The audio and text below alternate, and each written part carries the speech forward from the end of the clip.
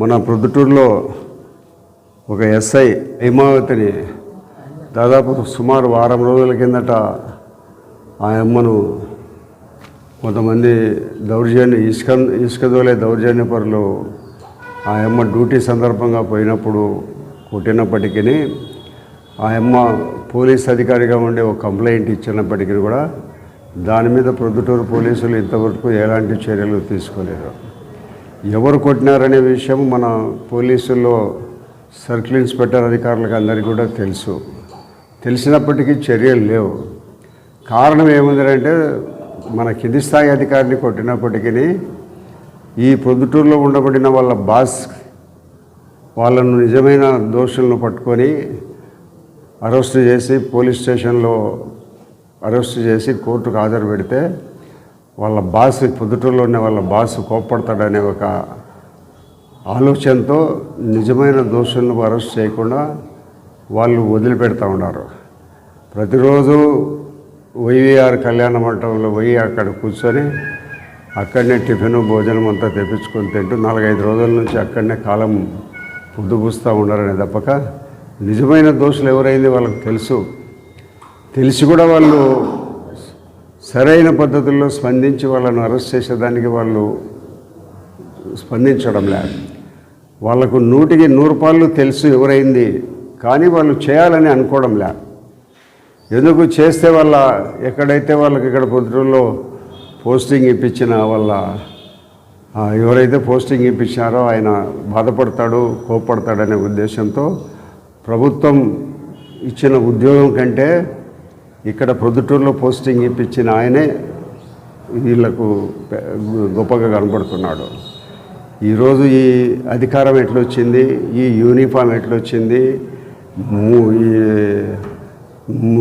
పెట్టుకునే టోపీ మీద అశోక చక్రం ఉన్న మూడు అశోక చక్రాలు ఉన్న టోపీ ఎట్లొచ్చింది, ఇవన్నీ ఆలోచించడంలే. ఈ యూనిఫామ్ ఎట్లొచ్చింది, ఉద్యోగం ఎట్లొచ్చిందని వాళ్ళు ఆలోచించడంలే.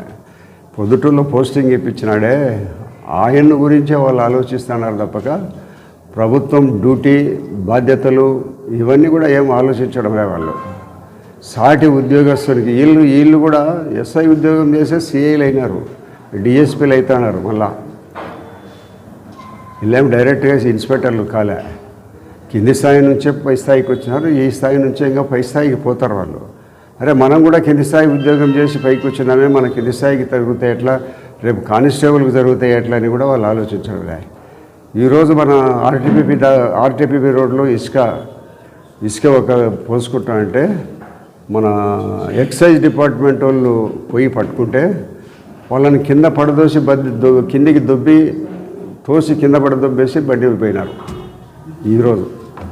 ఈరోజు 10 గంటల సమయంలో ఎక్సైజ్ డిపార్ట్మెంట్ వాళ్ళు ఇసుక ట్రాక్టర్ను పట్టుకొని పోతే కానిస్టేబుల్ను ఎవరినో కింద పడదోసి ట్రాక్టర్ వెళ్ళిపోయినారు. అంత దౌర్జన్య పరిస్థితులు పొద్దుటూరులో వాళ్ళ పోలీసు వాళ్ళ మీద జరుగుతూ ఉండబడినప్పటికీ ఈ ఇన్స్పెక్టర్లు ఎవరు కూడా పట్టించుకోవడం లే. అంటే డిపార్ట్మెంట్కే ద్రోహం జరుగుతూ ఉండి డిపార్ట్మెంట్ వాళ్ళనే కొడతా ఉండబడినప్పటికీ డిపార్ట్మెంట్కే ద్రోహం చేస్తా కేవలము డబ్బులు సంపాదించుకునే దానికోసము ప్రొద్దుటూరులో పోస్టింగ్ ఇప్పించిన అతని మాటనే వింటూ అతనికి ఎక్కడ కూడా నొప్పి తగలకుండా అతను చెప్పిన మాటకు ఎక్కడ కూడా ఎలాంటి అతని మాటకు గౌరవిస్తూ అతని మాటకు విలువనిస్తూ అతని మాటనే వింటాడు తప్పక ఎస్పీ ఆదేశాలు కానీ లేదా ఈ తోటి ఉద్యోగస్తురాలు జరిగిన అన్యాయం గారి గురించి వీళ్ళు ఎవరు పట్టించుకోవడం లే. వాళ్ళకు 100కి 1000 తెలుసు ఎవరు చేసినారు, ఎవరు చేసినారు అనేది తెలుసు, చేసిన వ్యక్తులు కూడా వీళ్ళకి తెలుసు, అయినా కూడా పట్టించుకోవడం లే. కాబట్టి నేనేం చెప్తున్నానంటే ఈ హైమావతికమ్మ దయచేసి వీళ్ళు ఈ కేసును నిజమైన దోషులను పట్టుకునే పరిస్థితి లేరు. దయచేసి ఇక్కడి నుంచి ట్రాన్స్ఫర్ చేసుకొని ఇటువంటి వ్యక్తుల మీద దగ్గర మీరు పనిచేసేదానికంటే ఏదైనా లూప్ లైన్ వెళ్ళిపోండి, లేదా ఇంటెలిజెన్స్కి కానీ రైల్వేకి కానీ వెళ్ళిపోండి, ఇండిపెండెంట్గా మీరు ఉద్యోగం చేసుకుంటా అంటే బాగుంటుందని నేను సలహా ఇచ్చి ఇటువంటి వారి మధ్యన ఉద్యోగం చేస్తే మీకు గౌరవం ఉండదు, ఇంటెలిజెన్సీ డిపార్ట్మెంటో రైల్వేకో లేదా సిఐడికో వెళ్ళిపోయి మీరు సొంతంగా పనిచేసుకుంటే బాగుంటుంది. వీళ్ళు మాత్రమే నీకు న్యాయం చేయరు, తోటి ఉద్యోగస్తులైనా కూడా మీకు న్యాయం చేసే పరిస్థితుల్లో వీళ్ళు లేరని నీకు సలహా ఇస్తున్నా.